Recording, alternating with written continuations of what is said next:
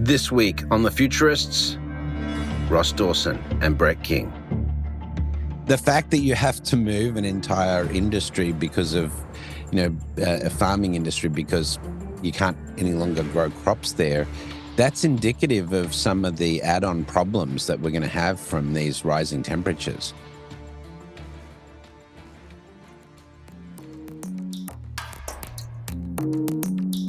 Welcome back to The Futurists. This week, I had the opportunity, actually last week, I had the opportunity to catch up with Ross Dawson in Sydney for a very pleasant meal with our kids. And we thought we should catch up for another chat. And you guys seem to like this sort of format that Robin and I do, which is just, less of an interview and more just a discussion between two futurists. So Ross and I have been friends for a long time and thought this would be a great way to finish out the week. Glad you guys could join us. Ross Dawson, welcome back to The Futurists. Awesome to be here. How is the weather in Sydney today, in Bondi? It's very pleasant. It's winter here, but it's still plenty of people on the beach. Well, not as many as in summer, but the water is still not too cold, and it's pleasant days. And you went for a swim today? Because that's your normal routine, right? I will. Not yet? Oh, good. Well, that's great. That's the benefit of living on, Bondi Beach. It's certainly one of the most famous beaches in Australia. Yeah, well, it's one of the most famous in the world, and I think one of the wonderful things about it is global city. We've got a beach, and the temperatures mean that we can swim all year round, unlike, for example, San Francisco or New York. or any number of other cities around the world where they do have beaches. Yeah, absolutely. Well, of course, it's getting easier to swim in colder places because the weather's heating up. We have seen flash flooding and tornadoes hitting the east coast of the US. The west coast, we have seen a climbing death toll from heat wave. This week, about 60 million Americans have been exposed to significant heat wave. It wasn't that long ago we had Kim Stanley Robinson on the show. And of course, he starts off his Ministry for the Future book with a scenario of, the wet dew point in India being excessive and killing millions of people. And that sort of scenario doesn't seem so unusual right now. I guess the interesting element of this is, as evidence of the whole climate debacle and so forth, heat is going to be one of those things where it is going to affect broad swathes of the population globally. How do we deal with this transition to a hotter world? Is it geoengineering? Is it like Dubai and Qatar is doing in terms of, what do you think of our adaptability to these changing weather conditions? Well, it is pretty extreme. So if you look at the trend line of global temperature, there's a pretty steep upward curve, but 2023 was even above that curve to be by significantly the hottest year on record, and every month since then has been the hottest month on record. So there's this talk about limiting temperature increase to 1.5 centigrade by 2050. Well, I think we're already there. We are actually at 1.5 at the moment, and it's not look like it's not going back. So one point is that's an average. So in fact, what this means is that, there are in fact vast climate variations. As climate changes, we in fact get more climate variations, climate extremes, as you mentioned. Yeah. And in fact, that 1.5 degrees in some parts of the world will be and already is a lot higher, whereas other parts of the world may in fact become a lot cooler as we start to see ocean currents shifting. So this means that there are massive shifts, and it's partly of populations. So we know that there are some areas which are going to be flooded or increasingly tenuous in terms of holding back the oceans. So these are people who are going to move. The extreme weather, which includes impact on agriculture, will mean that people will again have to move. So we're going to see massive migration And that is the single biggest thing. We can, Yeah. in a developed country, Mass city, migration is going to be like, it's like nothing we have ever dealt with. Even you can't even use the analogy necessarily of like wartime, because we're talking about potential billions of people here in terms of the upper estimates of eco-refugees. Yeah, well, there's currently 30 million refugees, people who've crossed boundaries because of war or climate or other catastrophes. And so, yes, we're certainly looking very likely to be in the hundreds of millions, which requires different policies. And this does actually reflect on the dynamics in Europe at the moment. And as this is what Peter Schwartz has called these inevitable surprises. Where the reality of shrinking populations in Europe, particularly Southern Europe, and populous countries around them who are not as affluent, where inevitably we start to get migration, whether it's legal or not, from North Africa and the Middle East into Europe, which does create cultural tensions, as which are playing out pretty evidently at the moment. And so when we start to amplify that by greater need for demographic shifts or migration shifts. So there's a few pieces. One is, all right, if let's say you're living in a developed country and it gets super hot, how ways we can maintain that. And that requires, amongst other things, lots of electricity for air conditioning. Yeah. When sometimes there's not enough electricity. We're going to get into that. Like Texas, for example, gets a bit hot sometimes, and sometimes the electricity goes down. So that's not very helpful. So there's a whole array of stuff. And it's kind of like, say, we need to be more adaptable than we've ever been. So I just interviewed on my podcast, Amplifying Cognition, Daniel Erasmus, who's created Climate GPT, which is essentially, using AI to be able to give us some guidance around some of the ways we can mitigate or move around or respond to. But I mean, we've basically got to be in a pretty responsive frame of mind to deal with the extent of change which we're going to face. So just looking at the Lancet research on this, which you say, why is a medical journal dealing with global warming? Well, because of the impact to public health. So Lancet did a study last year. They expect global heat deaths are projected to increase by 370% if action is not taken to limit the effects of global warming to 2 degrees, right? So they're already pushing that up from 1.5 to 2 degrees now. And it's expected without drastic action, an additional 525 million people are expected to experience food insecurity. That is going to be a key driver, as you say, of the eco-refugee movement, but also as a result, heat-related deaths. So, the estimates for eco-refugees range from anywhere from 300 million to 2 billion today. It certainly looks like we're going to be on the larger end of that scale. And we really don't have any global systems in place to cater. I mean, let's look at what happened with Syria and, things like that. It's fairly small numbers comparative to what we're talking about here.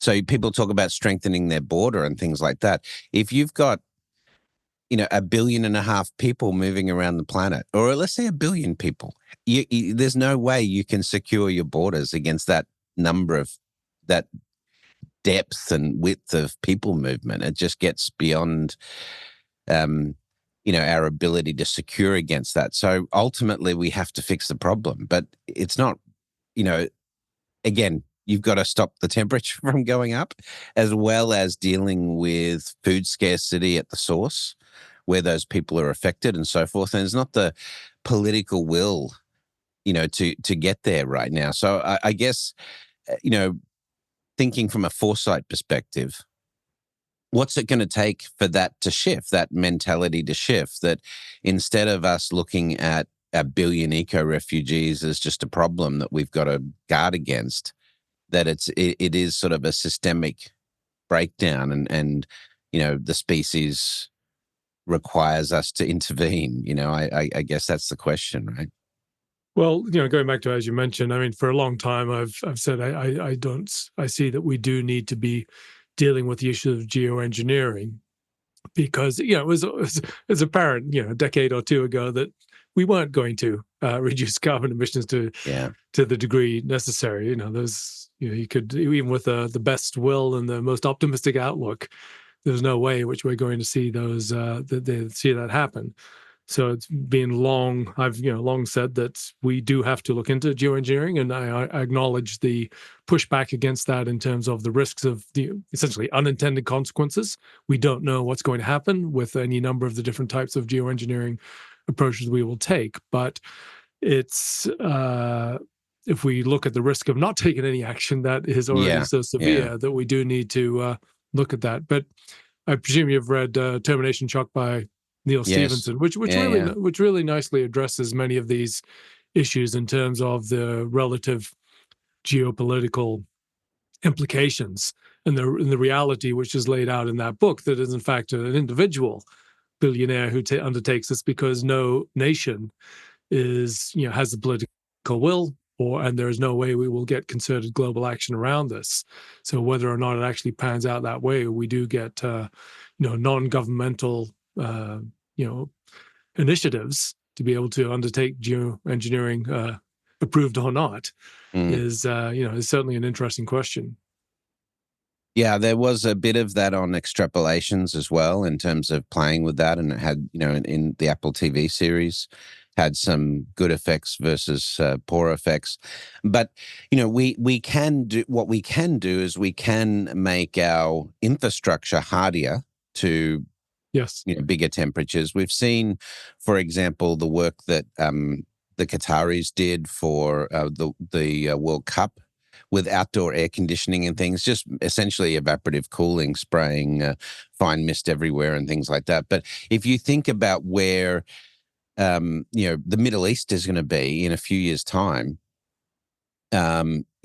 record temperatures of 55 to 60 degrees Celsius, you can't live in that heat very long. If you've spent any extended period, in the Middle East during the summer, and I lived in Dubai, during the years like 2005 to 2009, and we had our highest temperature was like 52 degrees Celsius. And, you think, well, that doesn't, 127 degrees Fahrenheit or whatever, you look at that and you say, well, yeah, sure, it's hot, but, it's survivable. But there's things you don't sort of really anticipate living in that sort of heat. For example, you have to drink a lot more water, even if you're going to be outside just for 5 minutes. It's an intense heat. The cars that you have, if you're driving around in public transport or in a vehicle, I mean, inside our vehicle, the temperature was as high as 70 degrees Celsius, because it's like an oven baking in the sun. And so you'd have to open all the doors and turn the air conditioning on full just to get it down to 50 degrees so you could get in the car. It was so hot one time, I remember that my son, who's now 21, so this is how far back this was, but he was on a booster seat and the booster seat melted. That's how hot it was in the car. And we're talking about another 10 degrees Celsius hotter than that.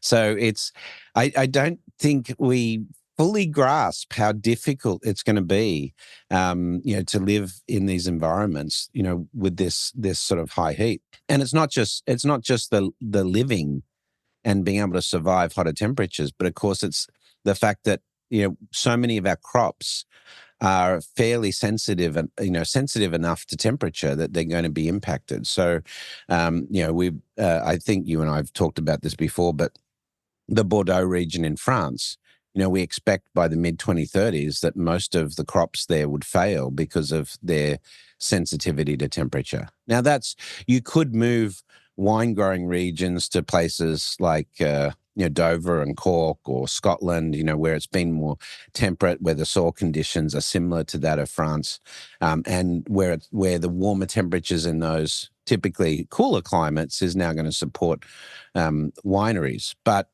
that's not necessarily, that's a really capitalist commercial view of, well, we'll just move the wine industries, rather than saying, the fact that you have to move an entire industry because of, a farming industry because you can't any longer grow crops there, that's indicative of some of the add-on problems that we're going to have from these rising temperatures. That doesn't even include like the extreme weather situations like Hurricane Beryl that we had this week in the States and so forth, right? So food scarcity becomes a big issue in this. Yes. And which is the ability to move it, which I think goes to a bigger point. Again, for the futurist perspective, I'd say one of the biggest uncertainties in the coming decades is not so much the transition from fossil fuels to renewable energies, but energy innovation.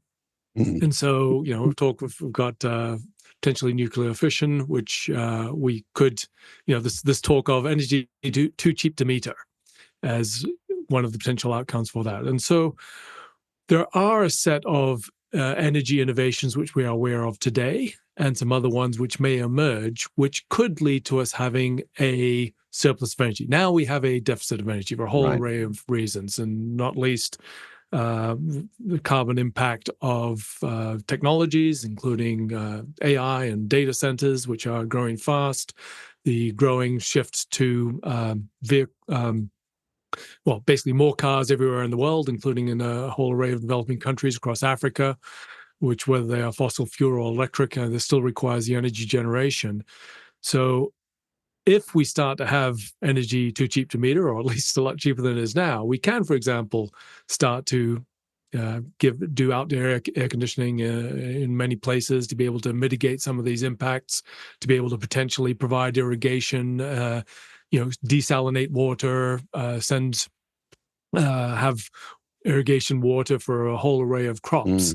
But without those energy advances, we are extremely challenged. And that's, the energy can be used, applied, converted to, amongst other things, to generate water, to be able to cool us, to be able to transport food, but it's so dependent on the degree of energy innovation which we have. Yeah, so just looking at a Forbes article on this as you were talking, we've seen at present AI accounts for, in terms of global energy consumption, about 3% of global energy consumption. That's as much CO2 emissions as Brazil, right? And that's going to increase. Consumption needs are going to increase from 460 terawatt hours in 2022 to 1,000 terawatt hours in 2026, which means in the United States by 2026 that it's equivalent to 6% of all power across the country for artificial intelligence. And data centers' energy demands are expected to double between 2026 and 2030. So that's a pretty big deal. There is some straight line extrapolation there, and the AI models are broadly becoming far more efficient, far more energy efficient. I mean, countervailing that, of course, we're going to be building richer and more complex models. Yeah. But I think that the essentially the first pass of these AI models have been extraordinarily energy intensive. But one of the issues, because of costs, among other things, energy costs quite a lot. So there's a motive to be able to create more energy efficient models, or just generally more resource intensive models, resource efficient models, and seeing some pretty extraordinary advances in existing models. So we might not have the same degree of AI intensity. And I think those figures also refer probably not just to AI, but to essentially data, internet, which are, not just AI, but all the existing, the pre-Chat GPT. Just even the storing of all the images you take on your phone. Yeah. Well, I used to use that stat back in the day, like this, probably 10 years ago now. I was doing a keynote, but the stat of the day was 90% of all photos in existence happened in like 1 year, right? Like it was, that's the growth that we were having exponentially in terms of image storage back, like 10 years ago. So pretty crazy.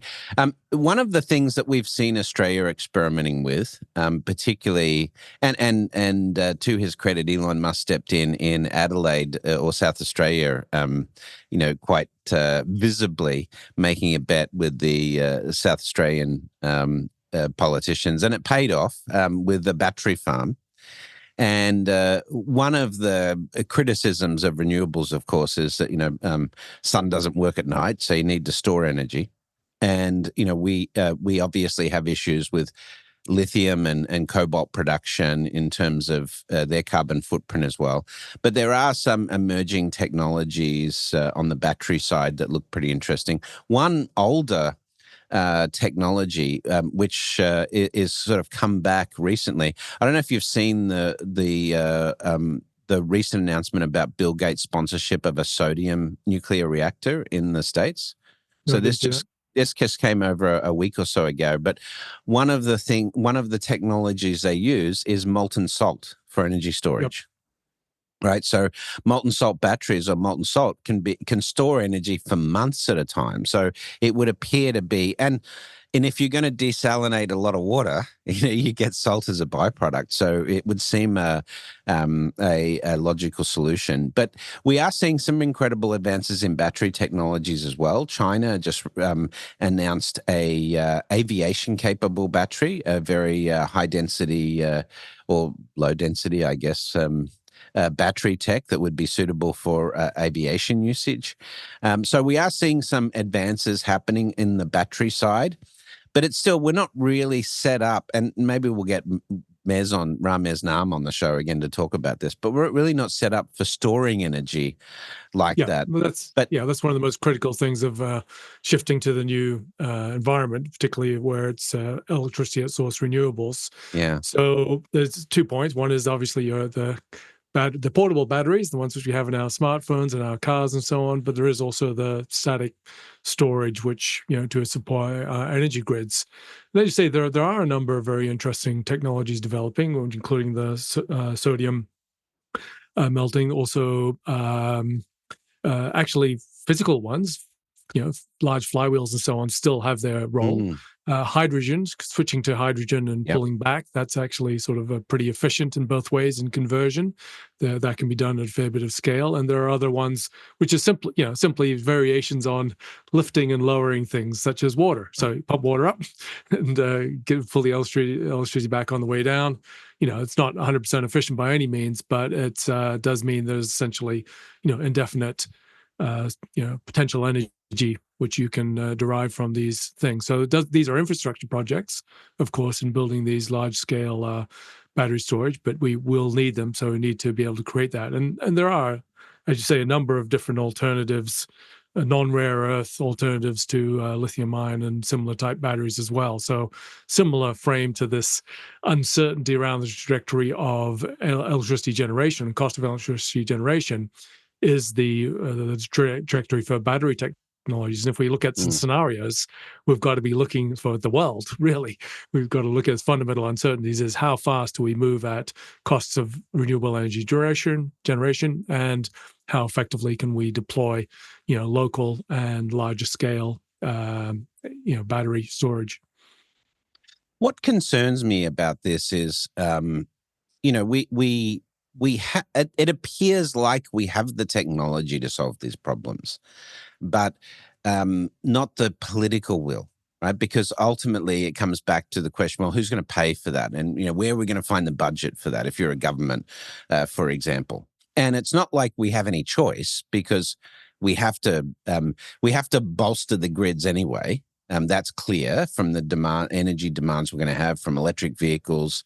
And if you see what China's been doing with the electric vehicles right now, in terms of their growth as a EV manufacturer. And we know China's very, very good at pushing out product across the world. But that combined with artificial intelligence, combined with the need to shift to cleaner sources of energy, it seems like it's a no-brainer for governments to be investing in these sorts of technologies. But privatization of the energy grids makes that slower. In terms of experimentation and things like that. So I wonder, as a sort of broader topic before we go to a break, do you think that this level of infrastructure resilience and mitigation and, re-engineering, the geoengineering you talked about and so forth, requires a very different way of thinking about the role of government and corporations in these things?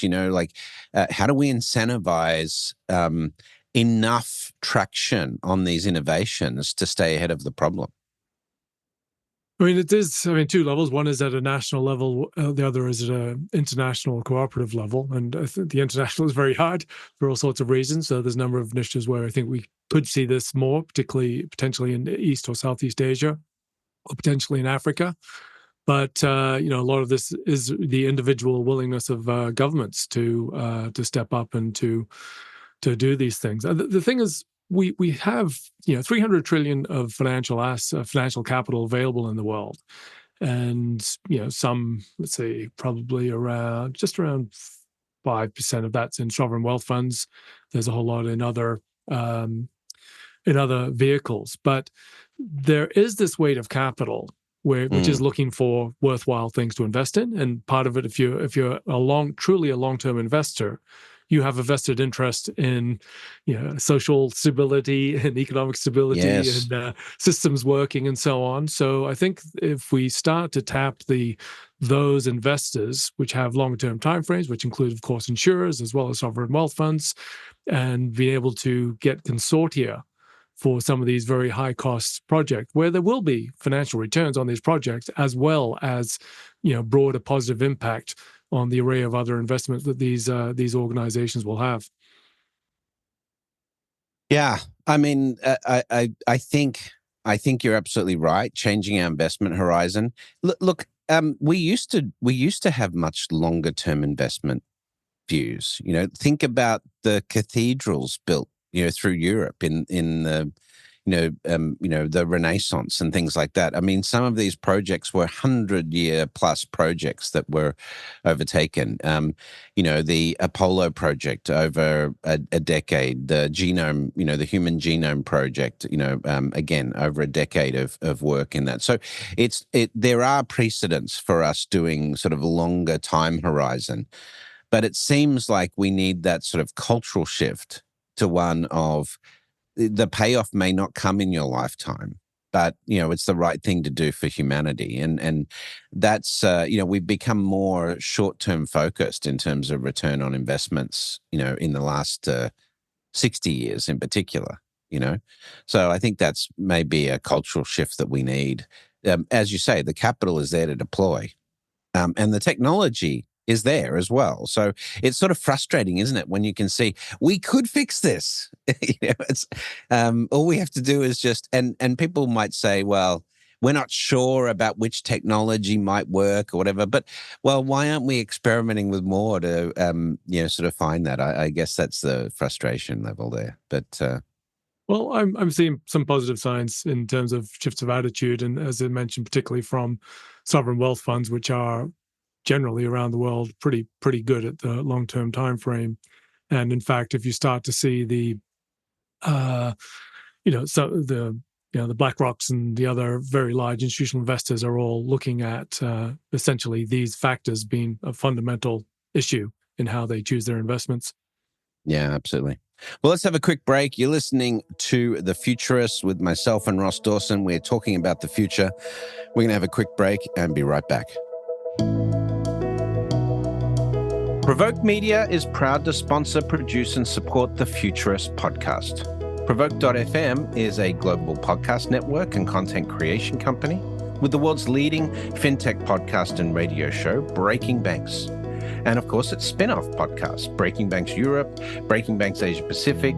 But we also produce the official Finovate podcast, Tech on Reg, and Emerge Everywhere, the podcast of the Financial Health Network.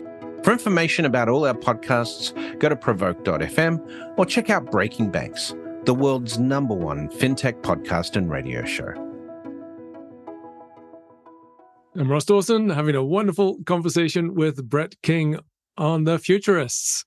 So one of the key things shaping the future today is the very rapid progress of artificial intelligence. And I think one of the interesting aspects of this is that we are looking at a multi-agent world. And that's the hottest topic right now in AI is multi-agents, where we have a number of different agents working together and collaborating. And this echoes what we've been looking at for decades or potentially even centuries, this idea of collective intelligence of humans. How do we bring lots of humans together to be collectively more intelligent than they are individually? Now I've got AI. And so the system saying, well, we've got human agents, AI agents, and the potential for the best of human intelligence and the best of artificial intelligence to be brought together in systems where we can potentially solve some of the biggest problems and to, transcend where we have been in the past.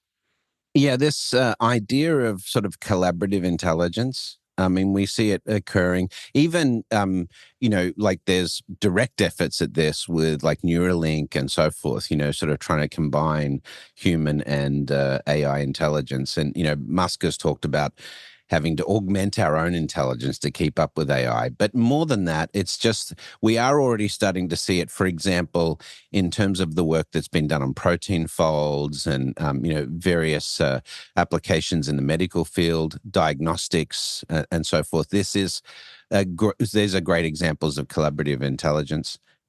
Your self-driving car, when it's ready, okay, maybe it's not... well, up until the point that we can learn, these cars can learn to use it, learn to drive competently at that level. There's collaboration there. So, but solving some of these geoengineering problems we talked about in the first half, designing new types of energy grids, designing new types of medicines, food scarcity approaches, there would seem to be so many areas, not only where we can use AI collaboratively, but also advances we might get from quantum computing, particularly in the 2030s. And if we can somehow, put those together, then our technical capability to solve scientific problems and technical constraints could definitely take a level up in terms of that sort of collective intelligence. So that's, Kurzweil just was reported on, he's out pushing his Singularity is Near book at the moment. He was talking about 1,000-fold increase in intelligence because of AI, which is a pretty interesting thing to think about. We can't even really conceptualize of that sort of level of that. But I guess, where do you see AI right now? Obviously you're talking about integrating AI into organizations and stuff. Where is the collaborative effort right now? So, just picking up the point around the scientific discovery, and that's actually something I've been focusing on, is the roles of AI in science and just sort of laying out the different phases of scientific discovery. And there's some really interesting research being done to, amongst other things, to, for example, provide, knowledge graphs to map out what we understand about particularly domains, to be able to compare that with other scientific areas and to uncover new hypotheses and new possibilities for research. So I still see for the, as long as I can imagine, which is quite a long way, that we'll have scientists, humans will still be leading these efforts, but there'll be so many ways in which we can be supported and being able to build that. But part of this comes to the architectures of how it is we combine the, individual ingenuity or understanding with AI tools to be able to support that. So at the moment, there's in organizations, a lot of what has been done is simply around the productivity layer.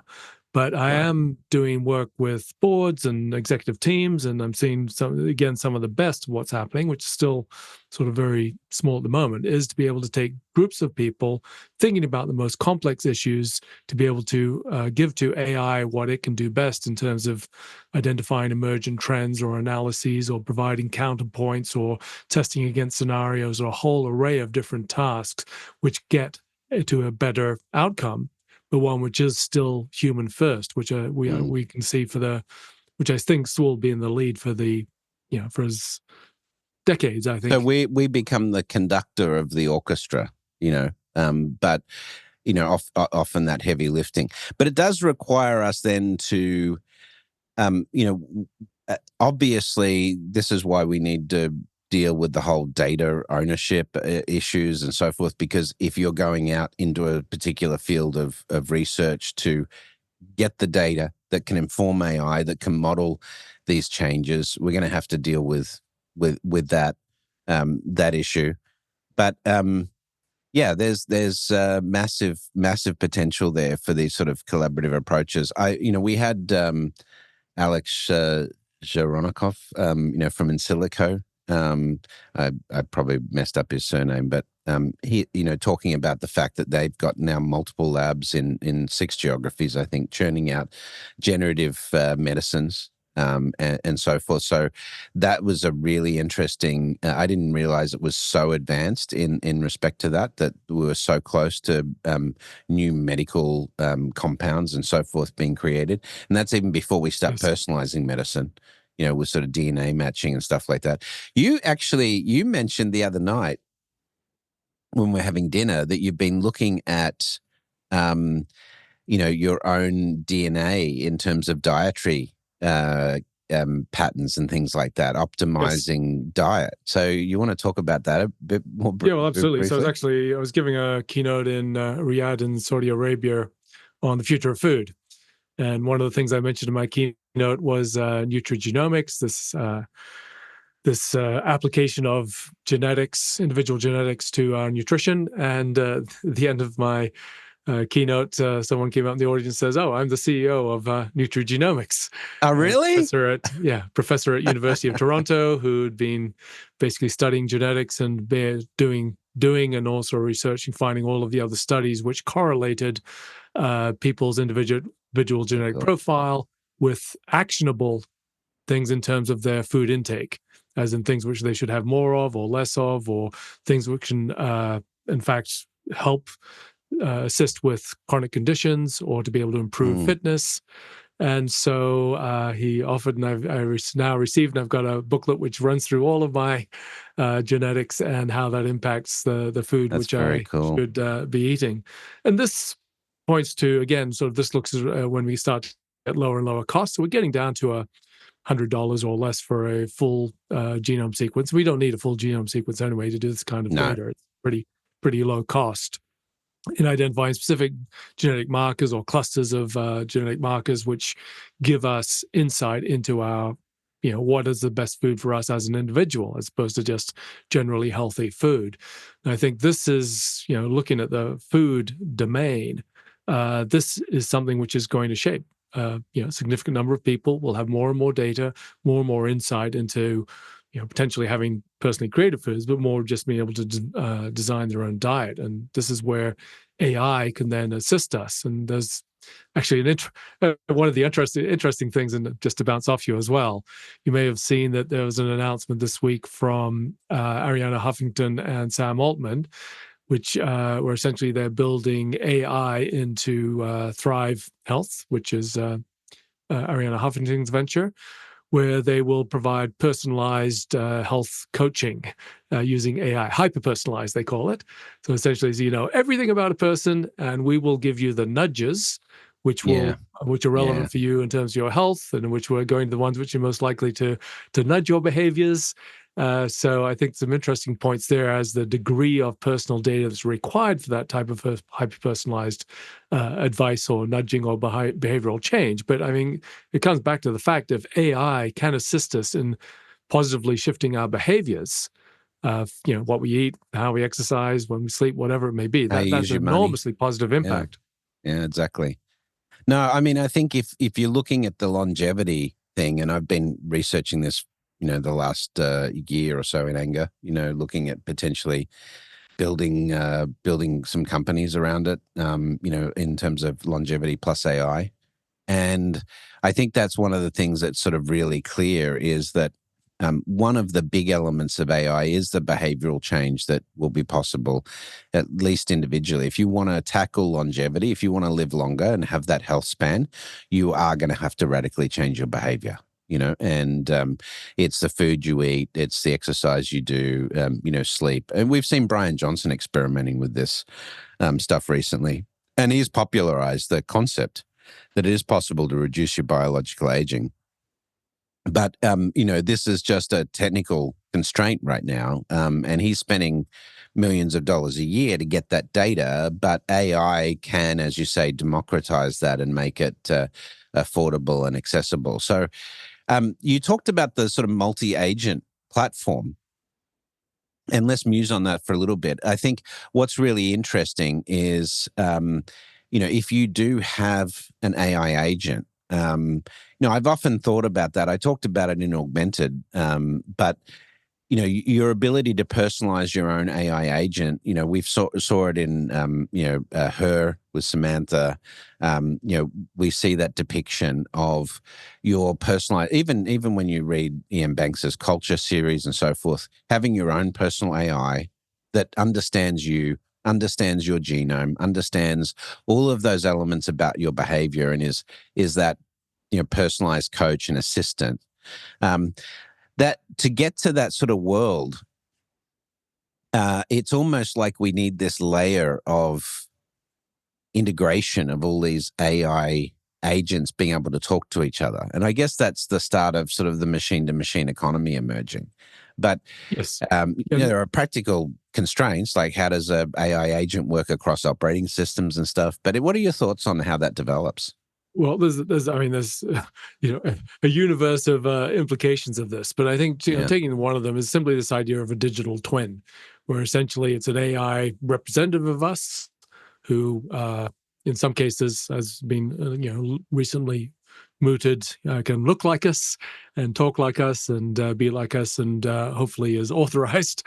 And we give it scope to have conversations with people, potentially to even make decisions on our behalf. So on a smaller level, we can just have bots which go out and buy things for us, or to represent us in simple transactions. We can have now essentially avatars of us which look like us, and where we can go out to delegate. So this is one of the questions: to what degree will we delegate to our digital twins the ability to make decisions on our behalf, to speak with other people? There was obviously the conversation recently where the CEO of Bumble was saying, you will have our digital twins go out and yes, I saw that. Basically have a conversation with other people to work out whether they're worth going on the two AIs real talk, life conversation and then they figure out there's a connection, then they pass it back to IRL. Yeah. So in that case, the issue of the platforms doesn't come in, because essentially we have a representative. We just use normal communication channels to engage with them, using verbal or visual or audio interactions. And this starts to raise some pretty serious questions now around how much we want to have digital twins, which could be more than one, could be many of, which represent us, which look like us except a little bit better, or a younger version of ourselves, more information behind us, and this. There are economies, as you say, the machine-to-machine economy is what happens when they start to interact, and what are some of the unforeseen implications of what is essentially then this bot economy of people interacting with each other, and what happens in terms of pricing, in terms of economic value, in terms of whether our digital twins can do work that is paid for while we sit down and have a beer or whatever. So this is really central to the next phase of the economy and life. Well, this comes back to the concept of personhood as well, right? We see a lot of debate of that in the States around unborn children and things. I don't want to get into that today, but the legal applications of personhood. If you've got your digital twin person going out, making deals, doing work, interacting with other AI agents, representing you'd want to be pretty sure that it's accurately representing your needs, desires, wants, and standards and so forth. And theoretically, based on generative AI, we have these AIs that can learn our behaviors. I use the example of that Japanese digital pop star Hatsune Miku, right? Yeah. And the fact that there were young men getting married to this virtual AI, a piece of software. And so now you think, well, that sounds ridiculous. But now if you have an AI that can perfectly craft itself to your behaviors and your intellect and so forth, your resistance to the technical elements of that, and your tendency to trust an AI that seems to be so in tune with you would seem to be something that we would get comfortable with quite quickly. I think so. I think, and this is something where there are some people who would be very cautious or would want to supervise or have a lot of interaction with these things. But I think given what we've seen in behaviors of people over the last while, I think that there's many people would very quickly say, "Yeah, that's good," and they just let it go away and not even check what it was doing Go forth and represent me. Until it got fine or got you put in prison or whatever it may be. So, well, see, that's a question, right? What happens if our AI agent makes a disastrous decision? Are we held legally responsible for that? That's which goes to this point where so I did a recent framework of levels of delegation to AI, and where basically different types of decision, different degrees of complexity. How much and in what way can we or should we be delegating those decisions to AI, and with what degree of human oversight? But all of this still means that whoever is delegating to AI still is accountable. And that's one thing which I think, if you're on a board, you probably understand that. If you are an individual who's suddenly given a tool, you may not realize or really comprehend fully that you are accountable for whatever your AI does. Or, I guess the producer of the manufacturer could also be liable. Well, there's lots of lawyers' fees to be earned on these issues, no doubt. It just really, every time we sort of talk about this, I think we realize how far away from fit for purpose our legal infrastructure is to deal with this. There's so many, there are analogies that we could use for this. Having said that, I feel like so much is going to change in this area. Just even the concept of consciousness and what an emerging AI layer of intelligence will do to our understanding of consciousness. I think, I personally think that having to negotiate with AI, we call it collaborative intelligence, but there's going to be some negotiation. Like, for example, what if we program an AI to tell us about the tactics we should be using to limit climate change? And the first thing the AI says is you've got to get rid of fossil fuels as quickly as possible. And here's the path to do that. Then immediately you're going to have resistance of those industries, right? If you come up with radical new healthcare methodologies that goes around our existing sort of pharmaceutical industries, you're going to have resistance to that. So even with, collaboration, where AI gives us these technical advantages, we still may have the human factor coming into play there. So it's not straightforward, right? No, though, one of the things you can also ask AI is, well, what are strategies to be able to convince fossil fuels to do that, or what are ways to be able to assist them to transition to different different economic structure and so on. But, we want all change to be win-win. But unfortunately, it doesn't always happen that way. So with the change, there sometimes are people that either lose or prefer the way things were.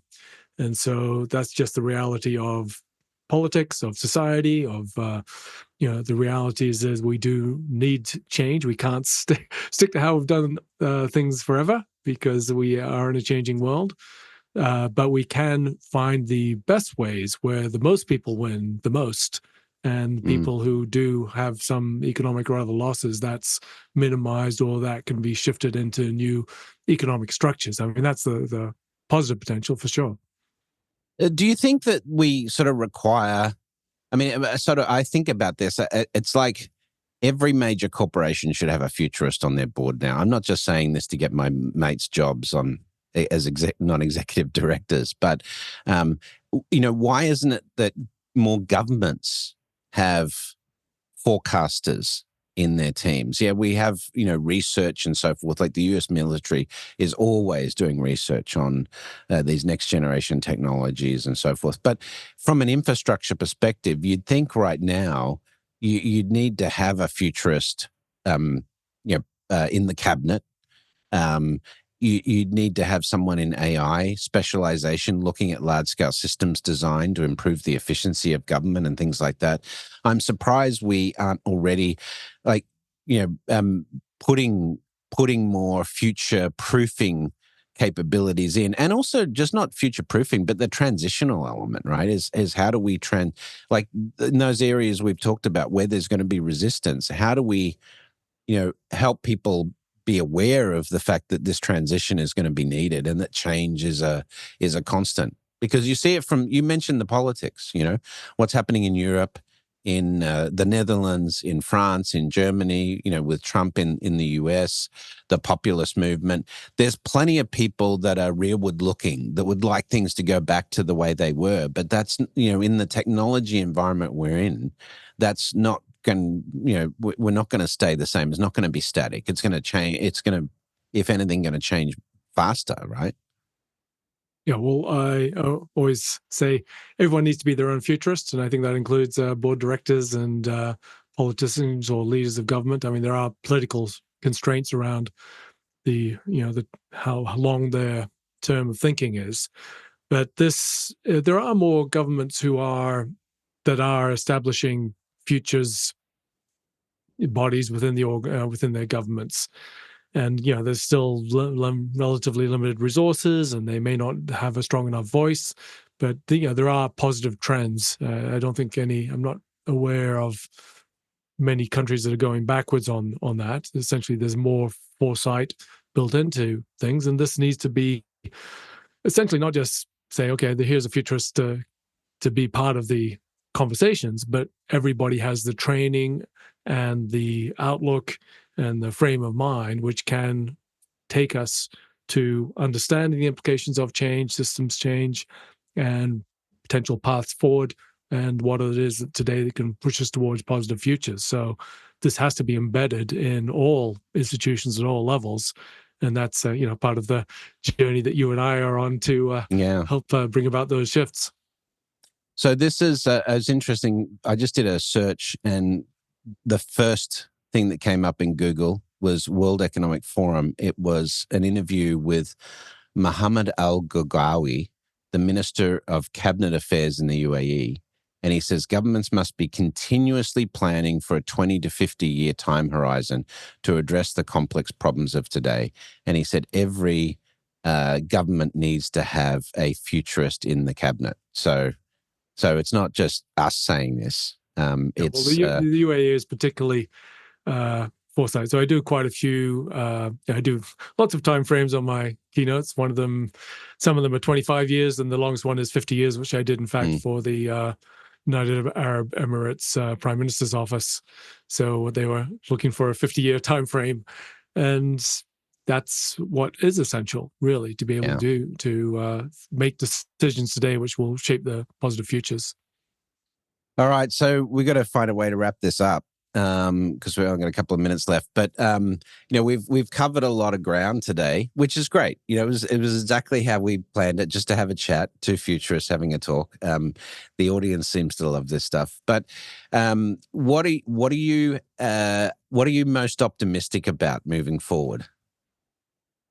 The positive potential of AI. I mean, I am focusing very squarely on AI at the moment, and the potential for us at the highest level to make better decisions. So using, it's not just around saying, okay, AI, what should we do? But how do we bring in AI into making better decisions? And one of the most important single decisions is the allocation of capital, as I talked about before. And if we can make just that incremental tiny little shift in getting better economic and social outcomes from the way we deploy capital, that will be absolutely massive. And I think see a whole lot of tools and structures and shifts in thinking and and architectures, which I think can help us to improve our decision making, our allocation of capital, and as such, helping to shape a better future in some pretty interesting times today. I mean, one way to do that might be, say, to billionaires, all right, we're going to tax you at 90%, unless you can find something for the public good to do with your capital, something like that. maybe could work. Yeah, it's it's going to be called socialism by many, but I guess my hope is that philosophically, what you're saying is that the commitment to deploy financial resources on these things to help us adapt to change becomes something that philosophically we're not asking the question about the payoff and the return on investment, because it's just the right thing to do, to deploy those resources in improving our chances in the future. But we're not which there I think yet. is fully aligned. I rarely see any gap between the economic benefit and the broader, as you say, call it broadly the right thing to do. It almost always this brings about the if you frame it in the right timeframes and how it's done, the ability to impact societies positively, even environments, everything else you could think of. All of these broader things are aligned with positive economic benefit, which goes back to what I was saying in the largest institutional investors in the world, all being focused on environment, society, governments. Yeah. And the instead things of which just building bunkers in New Zealand or Hawaii, right? Yep. Yeah, that's not an outcome I don't think anybody wants. I mean, who wants? No. Yeah. That's not where we want to get to. And I think those with the most money realize that. Yeah. Yeah. Well, Ross, it's great to have a chat with you. I appreciate you making some time available for us today.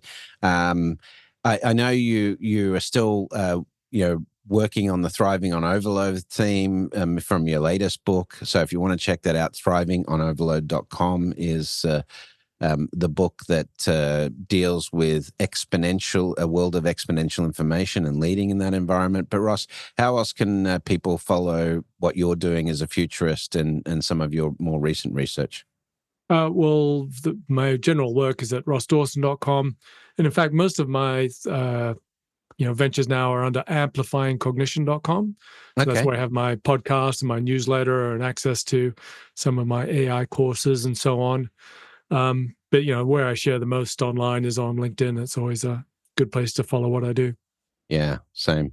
Well, thanks for joining me, and thank you to you guys for listening to the Futurists once again. If you like these chats between two futurists, Robert and I've been doing it for a while, but we're trying to do things that are more free form and open, because this is what when Ross and I get together for a coffee or for dinner, this is how we talk, right? So recording this stuff is very cool. But Ross, thanks again for joining us. Awesome to be here. Thanks, Brett. Well, that's it for the Futurists this week. If you like the show, we sure hope you did. Please subscribe and share it with the people in your community. And don't forget to leave us a 5-star review. That really helps other people find the show. And you can ping us anytime on Instagram and Twitter at Futurist Podcast for the folks that you'd like to see on the show or the questions that you'd like us to ask. Thanks for joining. And as always, we'll see you in the future.